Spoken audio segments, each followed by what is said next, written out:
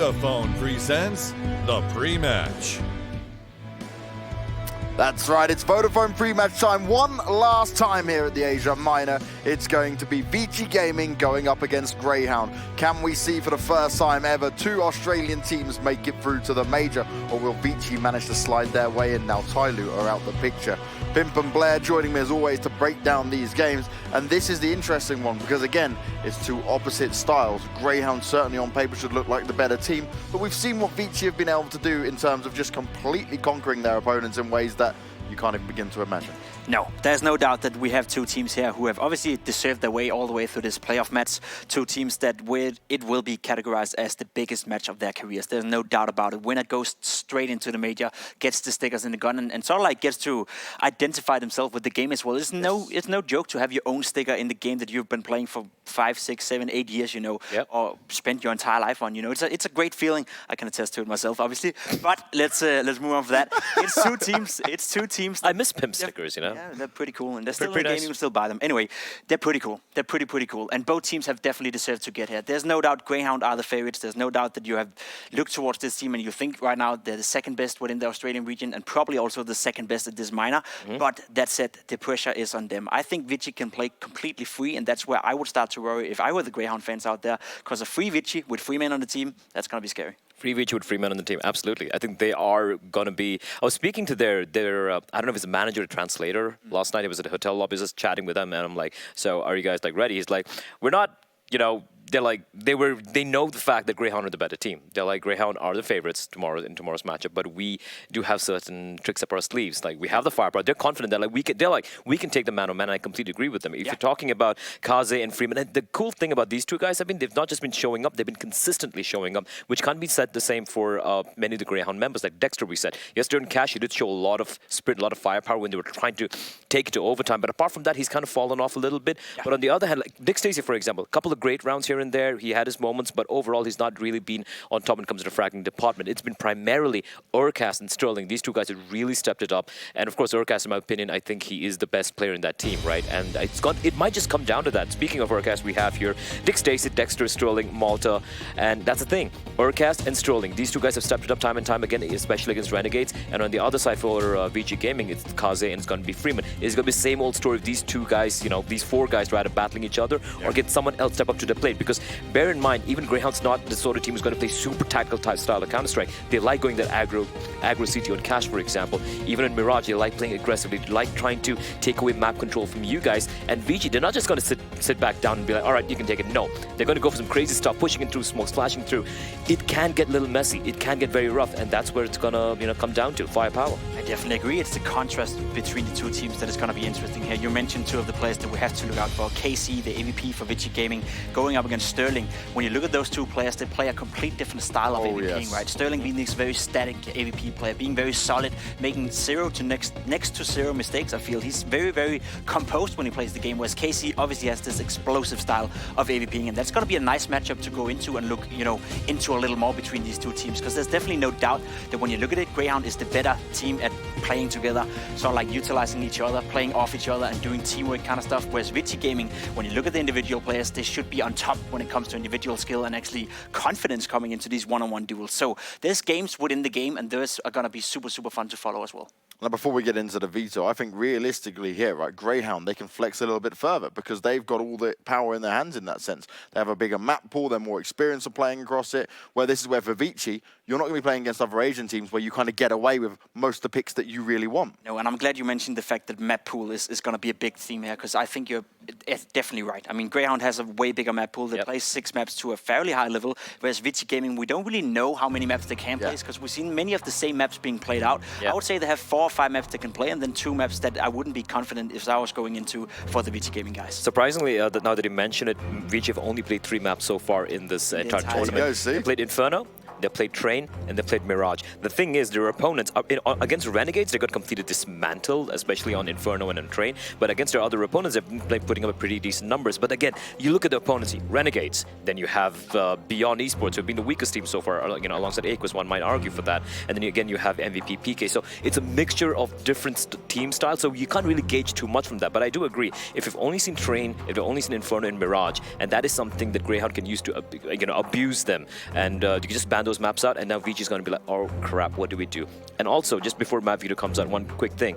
Both these teams really like playing Overpass, but Grayhound are way better than ViCi at Overpass, and that is a problem. ViCi's going to like, what do we do now, right? Your best map's also their best map, and they are the better team. That's the thing, they have nowhere to go. Like, there's no punish pick for ViCi Gaming coming into this video. So no matter what happens when the video goes down here in a second, I think we'll be standing here and saying, all right, it looks good for Grayhound, and if ViCi Gaming wants to win this one, they have to bring out something spectacular, something we haven't seen before. And again, you know, you said it yourself, you talked to the manager yesterday, they have something up in their sleeves, but can they pull up 2 or 3 maps that we haven't seen so far? That's going to be a big question. First one goes out as train, it makes sense. We're also going to see, you know... I think Nuke might be going out next. Nuke would probably be the one going out. That's the one map I feel Grayhound is not feeling too comfortable on. Cash is going out. That's interesting. Okay. This is a problem. This could be a problem, because here's the thing, Grayhound can actually play Nuke. They don't play it that often because most teams ban it out. Grayhound can actually play Nuke, but they're actually going to go with Overpass big. This is the thing, right? Like we mentioned, this is a map where Grayhound are like, we are the better team. Yes. We are the better. We're not going to try anything fancy. We're going to pick Overpass. You're good at Overpass, we're better than you in Overpass. And that's a mentality they have going into this game. And for ViCi, it's going to be Mirage. I was expecting this, to be very honest. I don't think they're going to go with Inferno, because Grayhound's Inferno yesterday against Renegades was so well played. It was structurally sound. The way they were approaching the CD side, the T side, everything was great. So ViCi must have seen that. And now ViCi's going to go with the Nuke ban later on. Understandable. I'm a little surprised they actually banned out Cash initially. I thought they would go with the Nuke ban initially. But you know what? That's fine. And the final map is Dust 2. I guess it's a map everyone's just comfortable playing at this point. Yeah, and I really love this. This is Big Dick Stacy just big digging the Vito, so to speak. Picking Overpass, as you said, you know, that's just a confidence pick out of this world. It's a map they have 89% win rate on the past 3 months, so it's a map they're feeling very comfortable on. And as you said, ViCi Gaming can play Overpass, and they're definitely scary on Overpass. Freeman we saw having some solid performances. KC with the AVP as well. They can play Overpass, but the fact that Grayhound are so confident in their own map pool is definitely a great sign coming into this video. Because as you said, we talk about the pressure. We talk about these two teams sort of like facing up against each other. The one thing ViCi Gaming have going for them is they can play with no pressure, whereas Grayhound know that the pressure is on them. But already now showcasing in the video, they don't really buy into that. They buy into the fact that we're the favorites and we're going to win this game because we're better. So we're just going to beat it the way that we are better at. Yeah, because that was one of the things they could have been baited into, right? Oh, we're going to force you to pick Nuke now, or make you pick Nuke because you're going to think you're so confident. And so we don't know enough from ViCi that there could be some surprises up there. So Grayhound sticking to their guns. This certainly looks better for them, right? We see they can be a lot more confident. Yeah, I mean, even when it came down to the end of that map Vito, Grayhound had the pick of choosing Inferno or Dust 2. We saw Inferno yesterday, it was great. And Dust 2 is a map they're very confident on as well. So when you have that much freedom when it comes to the final 2 maps, like, okay, which one do we go with, right? They just went with Dust 2, maybe because I think they showed a lot of their cards yesterday when they're playing Inferno, and ViCi would have obviously been watching that game. Right? All right, they like doing this, let's catch them off guard. They might anti-strat them. So Dust 2 pick makes total sense. Just looking at this map pool, I'm just going to heavily favor Grayhound here. They just look the better team on all the 3 maps. 90% win rate on Dust 2 the past 3 months, 89% win rate on Overpass the past 3 months. Where do we go with you, ViCi?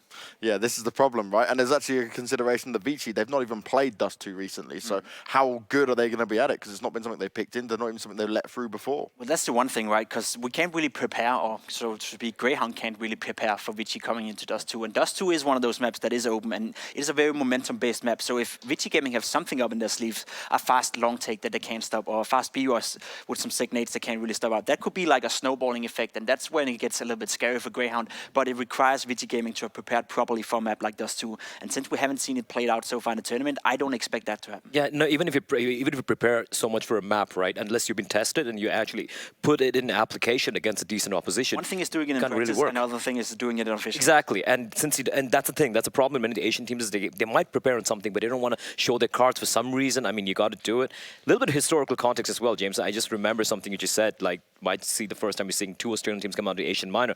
The last time we saw 2 Australian teams make it into the major was in 2015 Cologne. That's a long time back when it was Immunity and our very own Chad himself qualifying with Renegade. So it's been a long time coming, and if this happens, it's going to break the streak. Going to break that drought, so to speak. And I believe we never had 2 Chinese teams in the major either, so that could be a first as well. Ooh, many firsts to be had here, guys, but it's time to get into the game. That's the end of our Vodafone pre-match, and it's time for us to get onto Overpass to start off with. Then we go on to Mirage. Hugo and Harry are ready to deal the damage in forms of the commentary. Over to you, boys. Thank you very much, James. Yes, the last game of the Asian Minor is just ahead of us, Harry. And of course, what a matchup we have. Grayhound just falling to Renegades yesterday in that close 2-1 series. But they're not done. They're looking to go the full distance. And Matt Vito certainly looking favourable. Do you think there's a chance ViCi can upset? I definitely think there's a chance ViCi can upset, right? But I think that's exactly what it would have to be, is it would be the upset, right? I think that, especially when you take a look at these vetoes, they're going to be leaning heavily in favour of Grayhound. One thing that maybe ViCi can look to fall back on is the fact that, as Pimp kind of highlighted with Dust, it is, you know, a very puggy style map. It's one that we haven't seen them play. So for Grayhound, they've got nothing to go off of. Yeah, and considering how strong we've seen Kaze be at this tournament as well, he's been one of the top-rated players of the entire tournament so far. And on that AWP, Dust 2 is going to be great. But let's see if we get that to that third map, because obviously Grayhound looking to 2-0 this series, favoured in the Betway odds as well. And we're going to be going right into this now. T-side start for Grayhound, pissed around with lots of utility, 2 Molotovs as well, and looking like a quick B play. Yeah, Grayhound going to be stacking up over here towards short, but already Orman's there, and he's picked up the first man. No trade coming through for Grayhound, so already sitting a man down. They also lose Urcast, who has been the top-rated player on this team of the event thus far. Quite the scalp to find, and well, Freeman, and with 2 more, he's holding down this B-bomb site. Zoking going to help him out, and that is a very dominant pistol round there for ViCi. And, you know, I mean, one thing that I did want to talk about is you mentioned about this ViCi squad. You mentioned Kaze. Well, Freeman, for me, is the real talking point alongside him. Freeman is the highest-rated player of the entire Asia Minor thus far. Kaze coming in, I think, at number 4. So, they're having a very good time, are these two? Yeah, that's pretty crazy, right? These guys have been so impressive, and you know, it's definitely been said that they've had their chances against, you know, some of the top teams in the past have not really stepped up to the same level, but at least here in the Asian domestic region, they've looked to be very, very good. And I really hope that does translate, you know, into a bigger future for them up against more European competition. I'd love to see these guys against, you know, some of the best players in the world, but if they want to get to the major, Harry, it's this best of 3, do or die. And we're going to have a B play starting off for Grayhound. Triple nade already gone over with a bit of damage to Freeman, and ViCi very heavy setup on that, down on that B site as well. They're aggro towards the toilets, and Kaze, he's going to meet a couple of T's coming through here, but only Glocks. This should be nice and clean. He is going to get overwhelmed from the left side. Teammate not with him either, not going to be able to catch those frags, so got to be very careful. This is starting to fall a little bit out of control. Grayhound now on the site. They're not equipped for the job, but they are finding more and more damage left and right. And now they've been able to retrieve these weapons. While they don't have armor behind it, so aim punch is going to play into this. They could still look to do a lot of damage here, Hugo. Urcast and Sterling going to be over in the toilets. This AUG retrieved for Urcast. And Freeman getting dinked down to just 10 HP by that Glock that pushed up into the bank. They do run the risk of losing him here. Urcast edging on forward, spots that first man. Timing almost couldn't be worse. And now only Sterling remains. Freeman's going to shut him down. ViCi, they're able to recover. And that's going to be a second round on the board for them, as they do find the conversion. Grayhound in with the buy, still getting that down to the wire, considering that was the full eco for the Aussie boys. Yeah, third kill would have been really nice, but 2 off the back of Glocks, you can't really complain about that, Harry. Going to be a nice round for Grayhounders. Now we have the buy, and on their T side of their map pick as well, this is where things definitely do get interesting. Grayhound love a bit of overpass, as we know, and this has certainly not been a great map for ViCi. So already Kaze starting to fall back, as Grayhound establishing control towards these fountain and long positions, and a triple rotate coming up towards A. ViCi going to move Orman into position, try and bolster this A site defense. Kaze flashing through, but he actually gets blind off that. We'll be going in for the peak regardless, and there's a start, taking the kill. Now his teammate's got his back turned, and that's not going to be great because Grayhound have already snuck all the way through. I don't think ViCi were aware how deep these T's were, and Dick Stacey with a huge double entry kill has opened up the A site. And now Orman rotating back up is good for 1. Traded promptly by Malta. Back into this 2-on-2.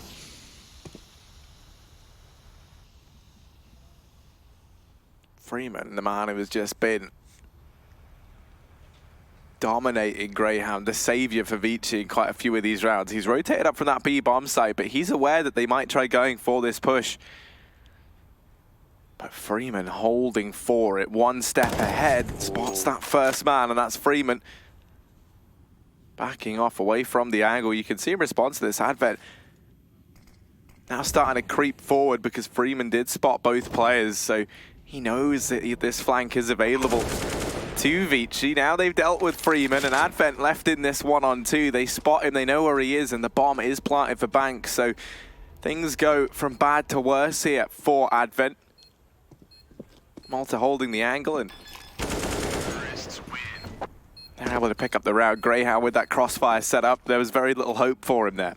That was a good call from Grayhound to take control of the bank and get aggressive. They knew that the A site was free, but they didn't know where these two players were, maybe assuming that both of them were set up below or even on the flank, allowing for that wrap round towards B. Now, the second they spot Freeman in that position, you can see Grayhound just leave Sterling down in the lower B halls. And not only does he catch that rotate back up here, severing the push back up to the A site for Freeman, but also gets the last kill as well. So nice work from Sterling. As mentioned on the desk, really been one of the highlight players for Grayhound as well, alongside the likes of Malta and Urcast. And obviously new to this team in the last few months as well. Definitely a big step up. Now it's Kaze on the scout because ViCi got their money broken in that previous round. Nice little boost off angle, does catch some damage to Dick Stacey, but no need to finish it off, and he doesn't want to get caught by these players already moving up deep to long. ViCi don't control the toilets this time, so Grayhound are going to have a lot of free real estate to get up towards this A site. Only two players here on A this time, though, and Grayhound, they've already given up on long. They've posted a man in position. Urquhart's going to hold for the re-aggression. Now, Grayhound still have a man down connector, so they know that they're not being flanked, and they do have that option to rotate down towards B if things don't go too well in the toilets, but they're being very methodical, taking their time to get through this portion of the map before they hit that A site. And ViCi even rotating a third man up as well is going to mean that, while they're only on pistols on 3 of these players, they still have a very good chance of getting some damage off.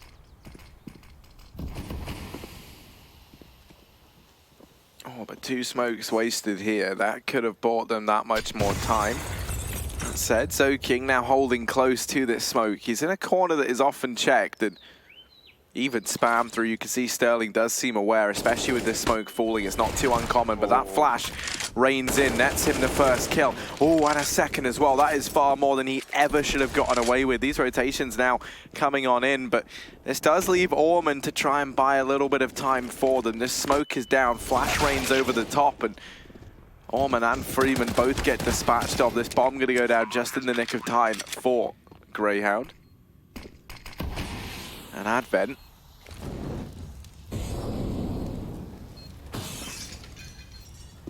Now trapped on the other side of this smoke. He wishes he could find something, even if it is just a rifle to get away with, but that nade will seal his fate. He backs off, and Grayhound going to be tying things up early on at 2-2. Given the weaponry in that round for ViCi, I love the re-aggression on short. They initially play passive up on that A site, giving a lot of room to Grayhound to take control of the toilets, but once they do, ViCi re-aggress at the 35-second mark and start throwing down the smokes. Now, as you mentioned, 2 smokes wasted on short. If they only threw one at a time, they could have easily won that round, because Grayhound only had 4 seconds left when that bomb was planted.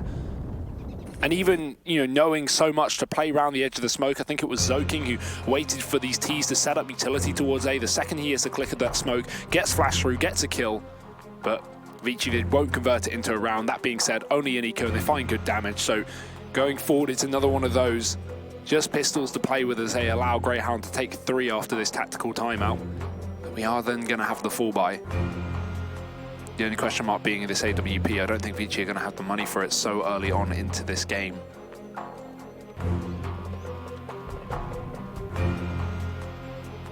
But I think, no matter what the outcome of this match is, it's going to set us up very interestingly. As Pim said, I'm pretty sure there's only ever been 1 Chinese team at a time at the major.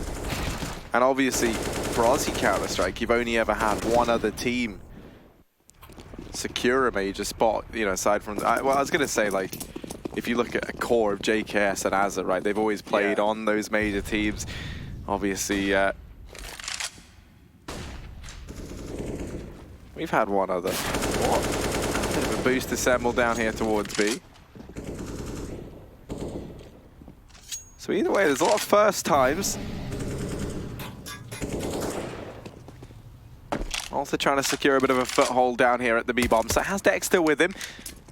2 players clearing out connector. That's going to be Urcast and Dick Stacey. Sterling securing a foothold in mid. Grayhound just spreading out, taking this default as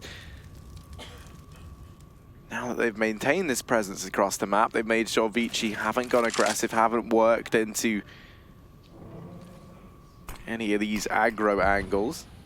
I think one of the big points you're talking about, you know, just to add on to it, is it's cool that one of these teams is going to make it because it's no longer reliant on the old guard, right? You don't have just Renegades or just Tyloo. It's great to see, you know, 10 players here. None of them ever touched a major before, and 5 of them will be. So that's always a cool story.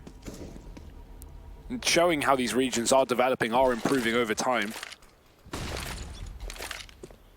Now Grayhound just trying to sell this fake. The issue is ViCi have aggressive short control, so they know very well that this is going to be the B play after all. The issue is they are still A, so rotation having to come through, and in this time Grayhound have already found their way within B. There's one man to challenge, and that's Freeman on the USP, but close in the pit. Dick Stacey finds it. 15 seconds here as Grayhound should be fine to get the bomb plant. They have so much control. Crossfire not doing anything for ViCi, and Urcast finds 2 more. So nice clean round from Grayhound so far.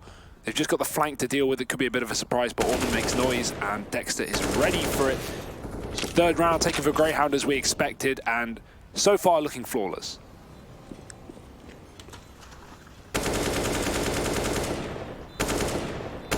Yeah, so it's been almost, what, 4 years since you would have seen 2 Australian teams at a major. Alternatively, I don't think we've ever seen 2 Chinese teams.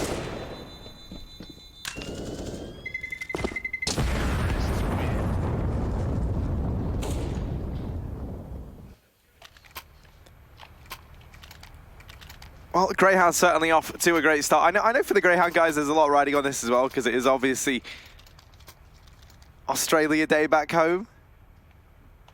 You know, what a way to secure your major spot. You don't just manage to do it, if they do, obviously. You do it on Australia Day. That'd be a nice bonus. It's almost like it was meant to be at that point. I mean, Renegades qualified on Australia Day, now potentially another one. That's super cool. I mean, for us, it's 2 completely different days, but... Yeah, I know, that's we're working on Australian time there. Oh, I like the boost. On a buy round as well. This is going to be ballsy. Surprise, surprise. Grayhound get picked apart. 1 man already down. And Nate comes in too late, and even if it did land, it's, well, rebounded. So Grayhound, that's an awful way to start off, you know, one of these key rifle rounds, considering you didn't even see the man that took you down. So no trade potential there for these Ts. Dick Stacey even getting tagged on long. Kaze will back off, but ViCi are doing a good job of whittling away early on at the weaponry of Grayhound. And this whole plan has been thrown into disarray for the Ts. They'll decide to back off. Now the mid-rounding is going to be so important for Grayhound. Where do they decide to go? It looks to be B right now. They have 3 smokes and 3 mollies for the job, so going to be enough to get them in, but need some kills behind that. And Freeman's playing the bomb site. He has just been a pillar of consistency for ViCi.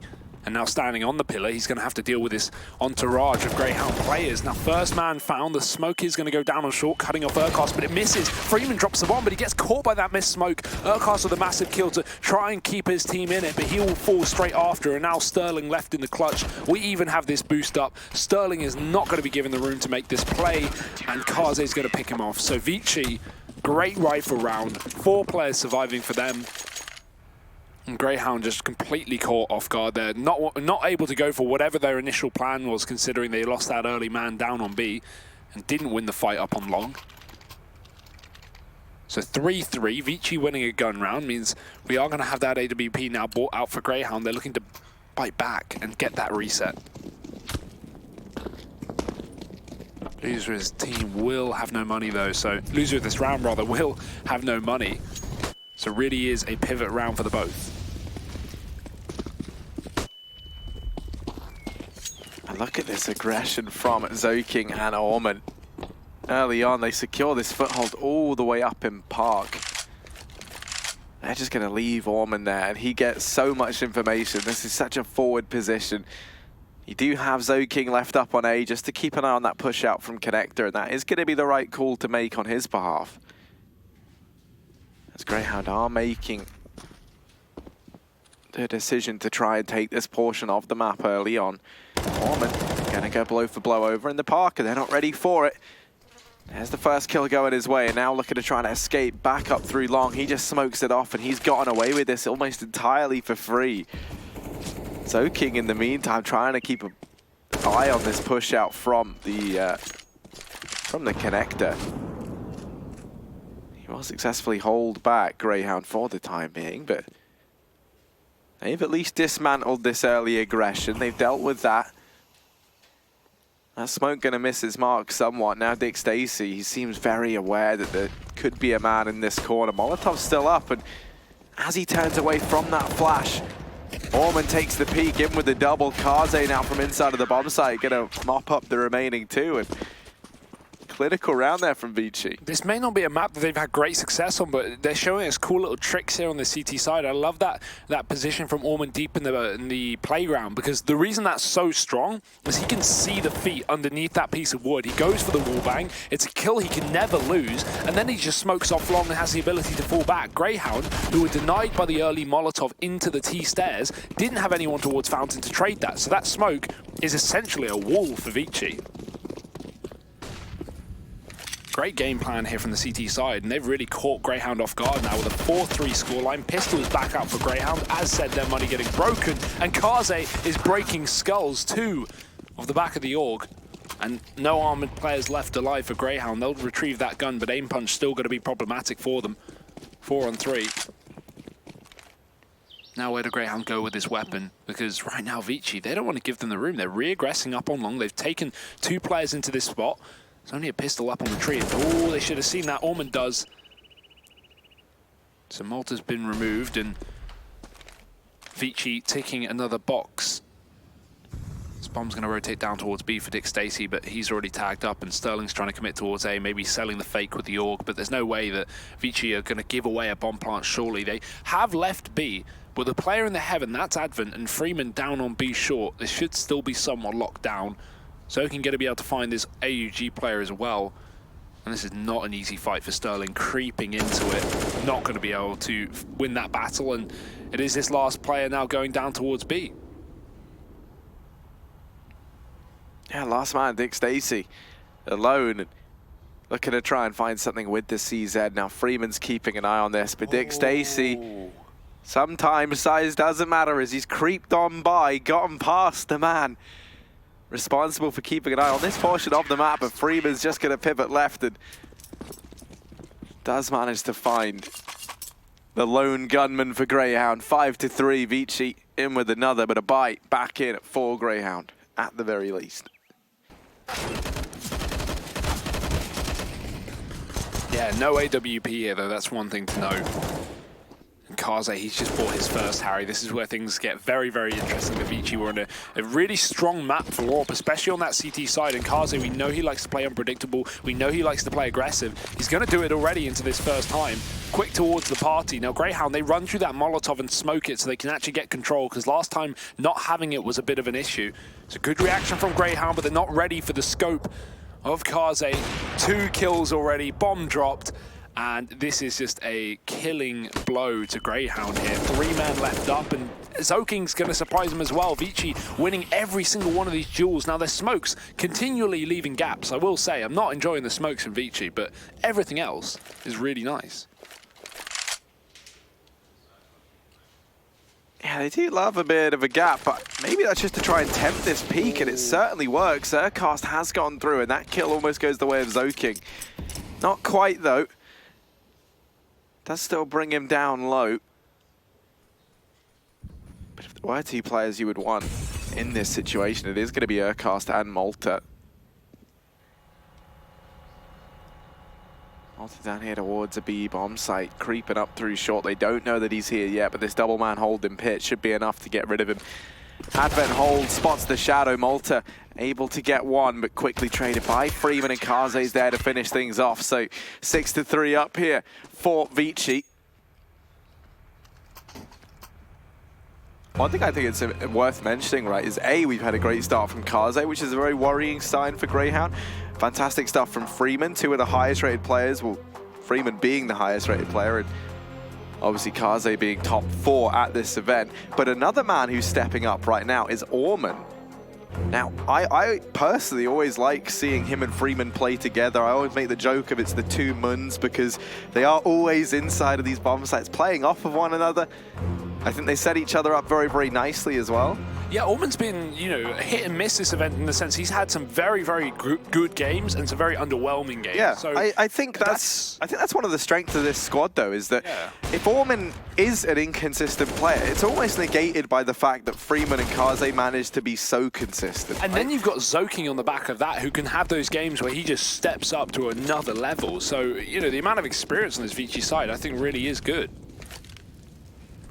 Most definitely. For Grayhound, once more, it's back to the drawing board. Just a handful of pistols here and there. Malta going to be clearing out Connector, leading the charge with his Deeg. And they will look to try and take mid. Now, Kaze holding this with the AWP could be a vulnerability for ViCi. Flashes on Dexter and Malta, but timing. Kaze able to get away just in the nick of time. Now going to fall back behind the dice box. Zoking flashed off the angle, but Kaze taking that first peek, finds the flick. They do manage to deal with Kaze, but they don't deal with Zoking, and he's going to find himself 4. Between them, they hold down the A bomb site. They make it look almost too dominant there. 7-3, and ViCi kickstarting this CT side, and they're looking brilliant. Yeah, and that's the crazy thing as well, right? In this map, Vito, we do have Dust 2 as the 3rd map, which is definitely a question mark in the sense that we don't know what to expect. You know, it's not one that ViCi have played. Whereas this is a map ViCi have played. This is a map that ViCi haven't found success on in the past. They've only played it 4 times, winning 2 out of 4. So, you know, this is looking like a very solid CT side so far. Now, certainly could fall apart in the second half, but if they can keep this up and get a convincing 9-round CT side, maybe even more, Grayhound are going to be in a very tough situation. AWP is here for Sterling again, but with Kaze really kicking into overdrive at the start of this game, it's not going to be an easy battle for him. Next, going for the early jump, trying to get some info towards these toilets, and that's where Kaze is sat, with Sterling on the other side. We have this double setup from ViCi. Kaze drawing the attention in, and then Zoking finding the second kill. That's what you would assume. Sterling has bypassed it. The AWP has been spotted in the meantime. Kaze's going to throw down that Molotov, and now Zoking's position is going to be even more valuable as Kaze has been worked out. The smoke down on short denies the push past the toilets, and Zoking will push through them. Getting so much info for this as well. They are going down towards B, and there is a man watching it, but Zoking's going to get the info at least. 40 seconds here. Grayhound stuck between 2 bomb sites. They want to get this kill, but they also want to hit B. That's the issue, and Zoking will not let them have either. Both kills from Zoking. Bomb dropped, and this round again from Grayhound, who had 2 players down towards B, has been thrown into a big question mark. 3 on 4, 20 seconds, and they're running into 2 players. Out in the pit really does heat things up for Freeman, but there's Advent in with 1. Freeman trying to hold his ground, but he's been brought down low. He still manages to drop Urcast despite being on just 5 HP. ViCi Gaming up 8-3. Looking good for ViCi right now. And some of these setups have just been so different and refreshing to see. Now, obviously, you know, not everything they do, but ViCi have been doing a great job of pressuring Grayhound in the right moments in the round when we're hitting those 40-second marks, when Grayhound are thinking, okay, we've got this map control, we can go for an execute. That's when ViCi push. That's when ViCi get in your face. And Grayhound have been coming down to these last 20 seconds every single time, but that's not been the game plan from the get-go. 1 AK in this round for Grayhound, and already been tagged by the HE grenade of Advent. Heavy setup down towards B as well, somewhat expecting a faster play with the pistols for these Ts. That's exactly what they're going to get. In the meantime, re-aggression on long from ViCi. So they have a long point of rotation here, meaning these players on B do need to hold down the line. Flash is going to go in, but Freeman avoids it, and he finds the first kill. Advent already doubling up with him, and Orman, he's even on the side to make matters worse for Grayhound. One player left up, and he won't find anything. It's a clean, flawless round for ViCi. They deal with the pistols again. Seeming to be no hassle here for the Chinese. 9 rounds to 3. Another buy for Grayhound, but we're running out of rounds. Yeah, we definitely are. One of the big things to me was, would we have Kaze, Freeman, and then the rest of the gang stepping up and showing this form? Well, Kaze is showing he's keen on the idea of getting back in that major circuit. Obviously, he is the one player in the server who has been at a major. With Flash Gaming, Hugo, I see you giving me a little look. Oh, yeah, okay. Yeah? Yeah. There you go. I knew you would know. I knew you would know. Of course. Never had any doubt. Well, I can't say I blame you for forgetting. It wasn't the deepest tournament run I think we've ever seen from a team. That was Boston, right? That is the one. That is the one, Hugo. I knew. It's all good. I knew you had it in you. That's why earlier when you said 10 players in the server who haven't been at a major, I was like, eh. You always question me, Harry. At least you called me out, right? We don't want misinformation being. No, exactly. We do not. We do not. And neither did Grayhound. They weren't able to spot anything over in mid, so they believe that this B bomb site might have some solace for them. They haven't been able to really find all too much wherever they've gone. And Freeman and Advent have just been so good at playing on and off one another down here in this pit. We've seen them opt to do this in most of these rounds, and it's proven to be very strong for ViCi. Dexter's trying to aggress up through short, and he's got Sterling with him. But now the issue is another man's rotated in. That's Orman up in heaven. Now they do manage to drop the first point of contact, but you've still got 2 more down in the pit. And Zoking on this flying crowd. This round should just fall apart from here on in. Sterling left in a 1v4. And while he's good for 1, there's that pincer from ViCi.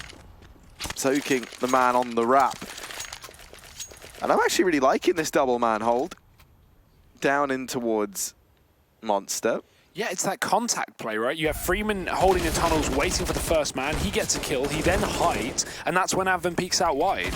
I mean, one thing I will say is, you know, it's not the most uncommon thing to see the double play down a pit, but it is uncommon to see it played every single round. Yeah. And one of the biggest reasons is just because, you know, usually there's so much utility that pours in through long, is it can be very difficult to hold that double man pits up because you don't really have anywhere to go when the flashbangs do raid in. And from Grayhound there, we just saw that was a lot of dry peaks into the bomb site, one after each other. In case you're wondering how dominant ViCi have been looking in these last few rounds, Freeman approaching $16,000 to his name, so he hasn't died in quite some time. Grayhound going to be aggressing in towards this A bomb site. Heading into this, you know, when they picked Overpass, I was looking forward to seeing how this would shape up. I thought we'd see some exciting strats maybe we hadn't seen yet from Grayhound, but right now it has been rather run-of-the-mill. Just these standard A plays, you know, B takes. Once more, it's just going to be the smokes down to allow this push up and work some of these pistols close. Orman going to find a lot of damage through that smoke, but the bomb does manage to go down. Things are looking good for Grayhound here. They have a little bit of time now to try and set up in these post plants. Kaze kind of get found by Dick Stacy, but Orman immediately replies with 2 of his own. Sterling and Malta all that remain, and oh, Sterling gonna get picked up. Freeman there to finish things off, and ViCi 11-3. It's kind of terrifying how good they're looking right now. Yeah, on the map pick a Grayhound as well. This is crazy to see. I think Grayhound had this problem yesterday against Renegades where they would try and go for the slow play rounds, and they were just not working out for them. They were getting absolutely bested. And then they started to speed stuff up and just go for a kind of immediate rushes off of spawns and just play off the back of their individuals. And it started to work out. The issue is we can't reach the end of the half now, so you have 1 round left. But I'd love to see Grayhound change the pace because these slow rounds have just not been working. The map control hasn't been there, and even when it has, it's been Kaze peeking in and finding picks. Grayhound cannot catch a break from this man. And now, 4 on 5, just 20 seconds into the round. They've got to go desperately somewhere and already looking to go back into B. But Harry, this site has not been too good for Grayhound by any means. I don't think they've even had a bomb down on B in the past yet. So, ViCi, ready and waiting. They don't have this double pit set up now. That's a bit of a glimmer of hope for Grayhound potentially, but Freeman is still here on the pillar. Advent and Orman side by side back in CT as well. So this is going to be a very difficult round. We've got one player trying to sell the fake, and that's a huge kill from Sterling. He wins the duel versus Kaze. Now the B push coming through off the back of that contact, and Advent going to drop off as well, because Freeman, he's found 2. Orman another from the heaven, and this has just been sliced to pieces for Grayhound. Only this AWP left up. He may have done his job over on A, but now he's got a whole new task to fulfill. Yeah, 1v4 for Sterling. That almost feels like too much of an ask. 35 seconds. ViCi sitting 11-3 up, final round of this first half, and a chance for Grayhound to try and scrape a 4th if Sterling can manage this, and he cannot. Orman plucks him from the ranks. ViCi 12-3 over on their CT side, and now things are looking good for them to move 1-0 up in the series. Can Grayhound pull it back on their map pick? Find out after the break.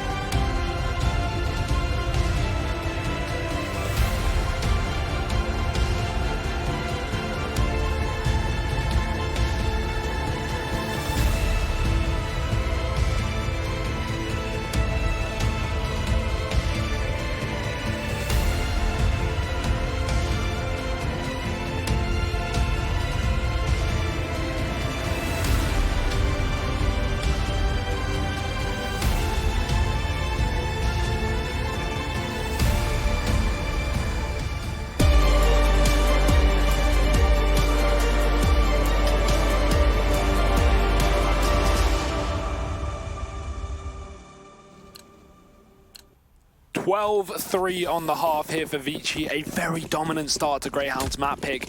And if they can get this pistol, Harry, it may just be over before Grayhound can get in the game with this setup. Certainly not looking good for Grayhound. 2 players on that B site, but already ViCi establishing a very early setup here. That being said, the short control is in for Grayhound. So they have a bit of information if they can catch this bomb crossing. It's yet to do so. In the meantime, one player tries to sell the A play, and Freeman just avoided Sterling there. I think he saw him. So Sterling has got to be careful not to give away this kill, because Grayhound could be sold on the fake, and in fact they are rotating back up towards this A site from the connector. Gives a lot of room for ViCi to hit B. The short spot is there, but I don't know if Malta even saw the bomb. So now ViCi running into the B bomb site. They've just got to be careful about this connector, and Orman, he's already started off 1 kill. Trade is in, but this bomb plant can come through.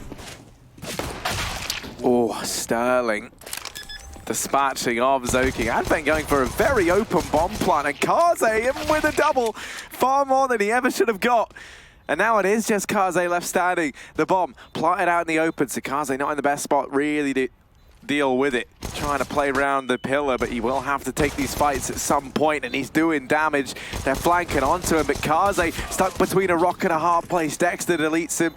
Takes them a little while, but Grayhound will find the pistol here in the second half. Oh, terrifying, absolutely terrifying, but great work from Dexter to start that off with a three-piece there for Grayhound. One of the things we were talking about during the break as well is Urkos, he's off to a slow start. I don't want to say it's a slow start, he's top fragging, but I think, you were saying, one of the reasons that Grayhound certainly haven't been having the success is we don't have those individual players stepping up to the same level that they have during this event and not being able to out-duel ViCi, so confidence 3K from Dexter into this half is going to give Grayhound a bit of room to work with.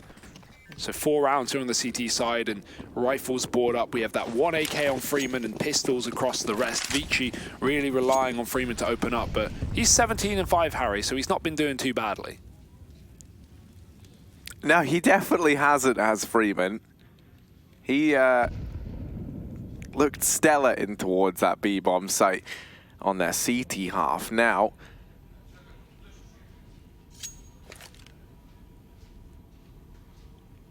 looking to try and find success for them with the rifle in this round. They clear out connector early on. Freeman going to start to wrap towards the long position. No one there for Grayhound. Bulk of their force is going to be back at this bomb site. Dexter holding close at short.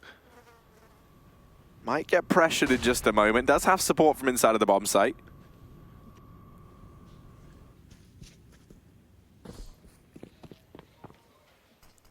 But Freeman edging his way around. That smoke going to fall, and that's enough for Dexter to decide to back off the angle for the time being, and that will be the right call to make. Lots of players on the other side of these walls.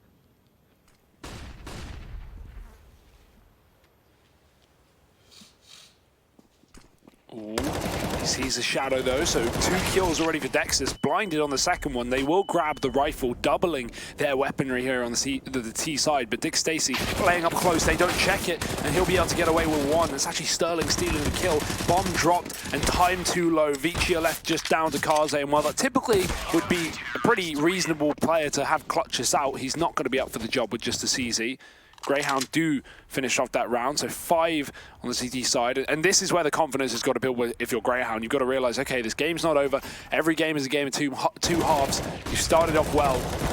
Let's see if we can keep this going and pull it back. It is your map pick after all, so it's a must-win for Grayhound in this series.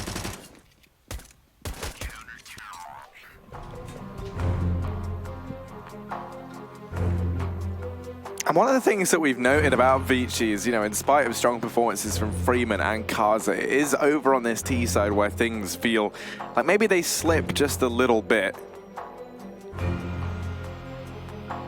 Which is somewhat the opposite to how we figure it might go down. I spoke a little bit to Blair about this, and he said, maybe it's got something to do with the comms, because, over on the T side, you are a lot more dependent on setting each other up, trying to work together, build off of one another to find openers. CT side, you can just hold your angles, sit back, play your own game. Frag out. Exactly. Sit back, frag out. That's the 2 things you have to do in life, Hugo. In that order. There is a third, but it's not meant for today.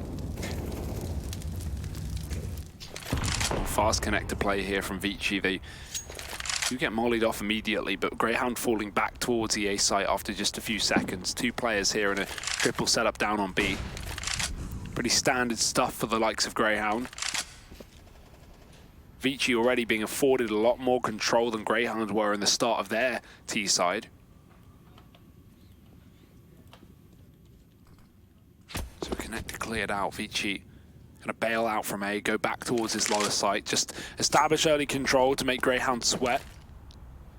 Will eventually be that lower play though, with just Maltra on the other side, holding for contact. Urkos watching short. And we do still have a lot of utility, but ViCi gonna crawl all the way down the tunnel before the flashes go through, not giving Grayhound the time to react to this. Malta does get caught in the middle of the site, and 2 entry kills from ViCi. This is spelling disaster for Grayhound. There's that tag team duo that I spoke about, the two-mans of these two, of ViCi rather.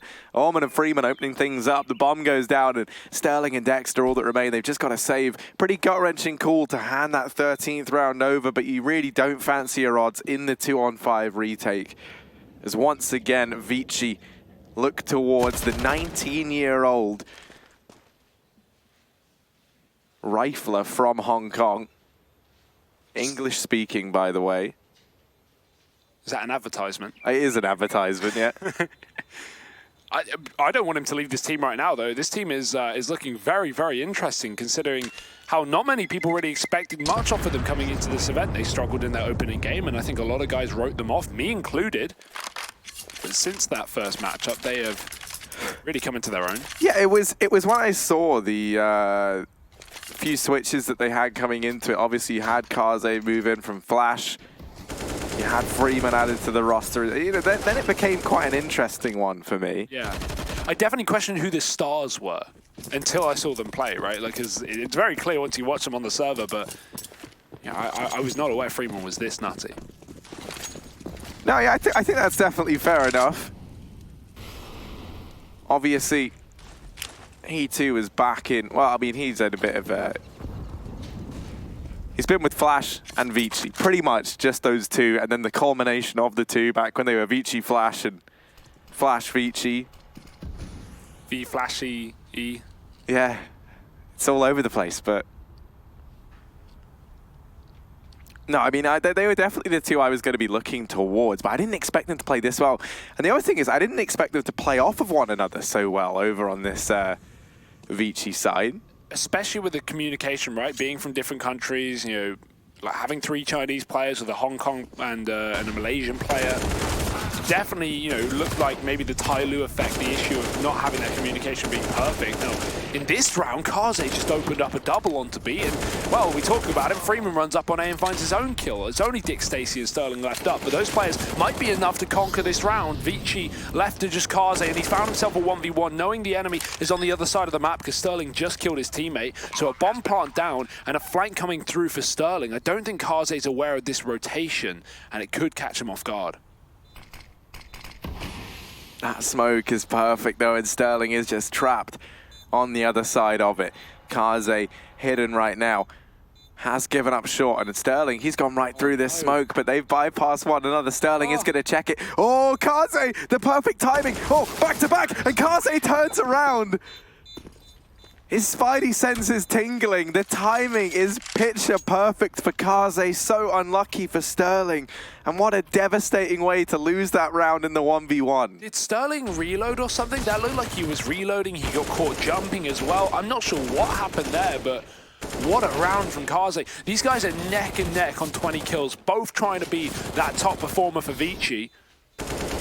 And yeah, caught jumping, Sterling. I mean, also, it looked like he saw him at the corner of his eye, but like it looked like Sterling saw Kaze first. Kaze backed around that corner. Definitely did. But I don't know if Sterling just got 4x3'd super hardcore, because it was right on the edge of his screen. I think it's like one of those rounds where you don't see him, but someone on your team does, and they call it because you're so tunnel visioned on your crosshair. And someone calls it, and you're like, oh, I have to react here, and I don't even know where he is. But who knows? Either way, a huge clutch round for Kaze has really opened up this game to end before it can begin for Grayhound, because now, left to full pistols, playing for that overtime. They're getting already swarmed up on long. Freeman's found himself too. Kaze's trying to run ahead of him to steal the kills away. Malta, Urkost, and Dick Stacey, the 3 players left up here for Grayhound.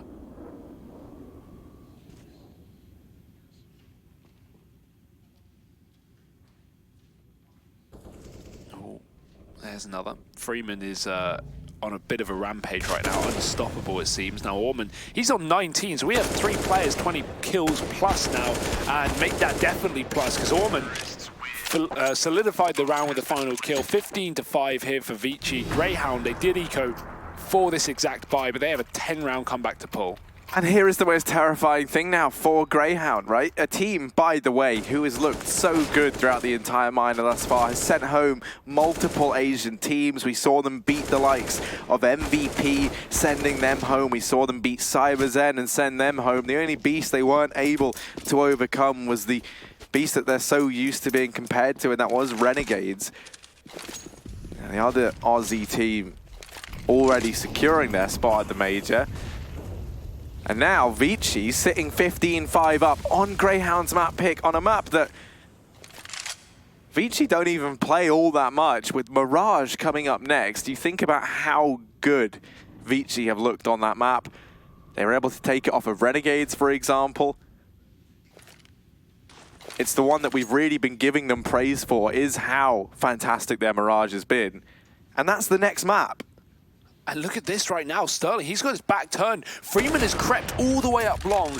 Huge kill for Sterling, taking down the most important player on the ViCi side and in a position that really could have won ViCi the entire round. Now, as a result, this bomb has rotated towards A off the back of the information Freeman gained, so we need to see a rotate off Grayhound. They could come to regret it if not. Dexter's even going to hear these footsteps up on short as well. He's down in connector. ViCi, they will still be committing, they will still be creeping forward. Sterling's jump spotting with the AWP, and Dexter, great off angle there on the plat to catch out Orman rotating up through the stairs. Now this is definitely an A player, Grayhound know it, so Sterling gets caught, giving the chance for a bomb plant here for ViCi, but with a 4-on-3, this post plant is definitely doable for Grayhound. Most definitely, and I mean, it has to be doable if they want to stay in this. They need 10 rounds in a row on the side of Grayhound, and they've already spotted Dick Stacy out of the truck. Now Dexter done what he can to get them back into this, but Kaze and Zoking instantly in with 2. Now it falls on to Dexter in the 1v1. He's already got 3 kills. Oh, he taps the bomb! The 180 from Dexter. Whoo, he's fast. He's fast on his feet. A 6th round locked in, Hugo. Grayhound managing to salvage that. I hope we can get that from Dexter's POV, because that was a flick and a half. Dexter seems to always step up at these moments where Grayhound need him most, in the situations where you're trying to pull the comeback. Remember back to that game versus Renegades yesterday on Cash, where we had Dexter struggling, and then suddenly he just goes, screw it, you know, balls to the wall, let's just kill everything. And he just gets super aggressive on that CT side, shows us a lot of really nice rounds. This is what he's doing here. Up against 15 on your map pick. Dexter saves the day. 4 kills from him and Grayhound. They will stand for one more round. And you saw Kaze just walk out, almost just tap him a couple of times, like, yeah, I got this. Not expecting Dexter to do that. And I can't say I blame him. Whoo! Dexter is someone as well. He got off to a pretty slow start for Grayhound. Definitely wasn't showing the form that we were used to seeing from him in the opening few days of this event. He has definitely found his footing. If you think back to the matchup yesterday versus Renegades and now this one here, we are starting to see the performances we like to see, but oh, speak of the devil, Dexter gets caught out by the timing down in mid. Advent in with the double. That flash was perfect from ViCi, blinding both players in the toilets. And that's been something we've been commending them on so much. These flashes, his ability to play off the back of each other, the teamwork has been so good, and Advent is continuing. There's a reason they used to call some of these guys, or some of them used to play for Flash Gaming. Cast other side of this smoke in with 1, and he has dropped Kaze. It's quite the scalp to find, but Grayhound, a 2v4 retake needed. ViCi, they've been able to close out reasonably comfortably with a man disadvantage. So now sitting 2 men up. Grayhound, this has to be the most flawless retake we've seen from them yet. Malta lining up this flash, it rains in. Urcast doesn't check close. Zoking will find the double, and that is ViCi 16-6 on the map pick of Grayhound. They're going to move 1-0 up in this series. Mirage coming up next. That is the map pick of ViCi. It's the map they've looked best on. Grayhound going to have to go toe-to-toe with them on their home map. Find out how that goes down after the break.